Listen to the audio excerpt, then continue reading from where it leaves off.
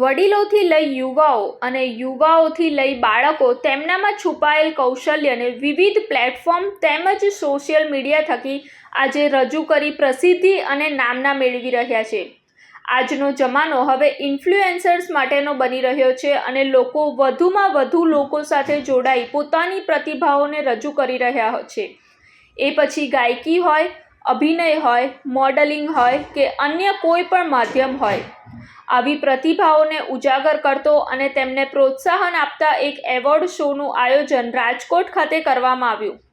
રાજકોટ ખાતે આવેલ MTV resort ખાતે ઇન્સ્ટા સ્ટાર એવોર્ડ 2024નું ભવ્ય આયોજન કરવામાં આવ્યું।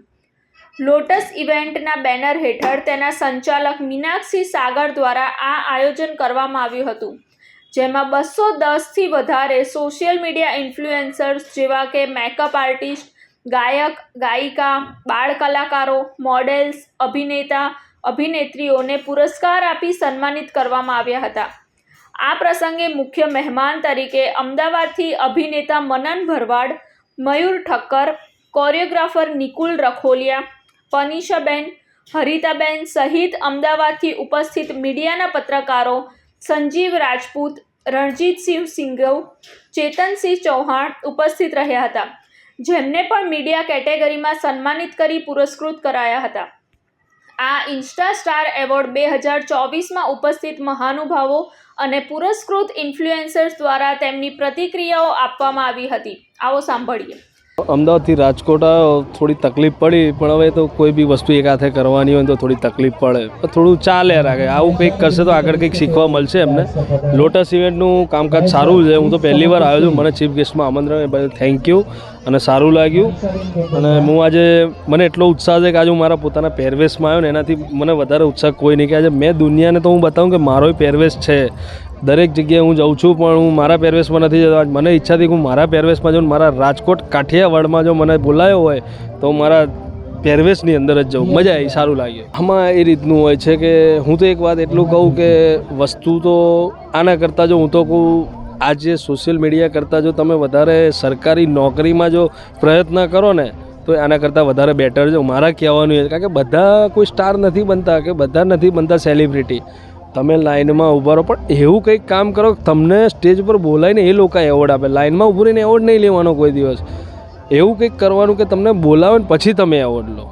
હું તો એક જ વાત કહું, જો તમારી જોડે સરકારી વર્દી લેવાનો જો ટ્રાય હોય ને તો સોશિયલ મીડિયા ના વપરાય। પહેલાં તમારે સરકારી વર્દીનો ટ્રાય કરાય, બાકી સોશિયલ મીડિયાનો કોઈ બી એક્ટર હોય, આજે હું છું તો મારું આયુષ્ય બહુ 5 વર્ષ કે 6 વર્ષ, મારાથી પણ સારા સારા એક્ટરો પેદા થાય છે અત્યારે।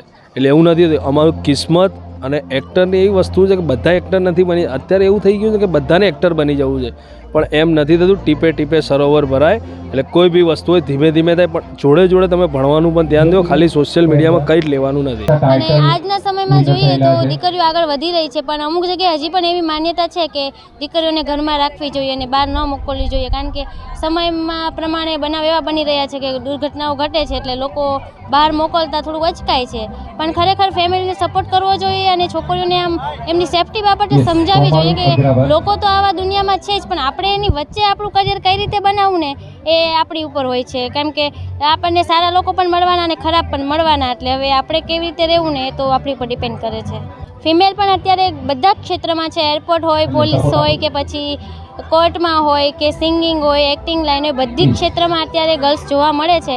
અને એની માટે સપોર્ટમાં તો ખાસ કરીને ફેમિલી મેમ્બર અને ફાધર મધરને એમ કહેવાય ને કે જેન્ટ્સનો સપોર્ટ હોય તો જ ગર્લ્સ આગળ વધે। એટલે બધા મેલને હું એવી વિનંતી કરું કે તેઓ લેડીઝને સપોર્ટ કરે અને આગળ વધવા માટે પ્રોત્સાહન આપે। હું મિસ ભારતમાં બ્યુટી વિથ પર્પઝની વિનર છું અને આ એવોર્ડમાં ખૂબ ખૂબ ધન્યવાદ કરવા માગું છું કે આ મને બોલાવે છે, ઇન્વાઇટ કરે છે અને એવોર્ડ મળે છે, અને હું પ્રિન્સ વર્લ્ડની મેમ્બર છું।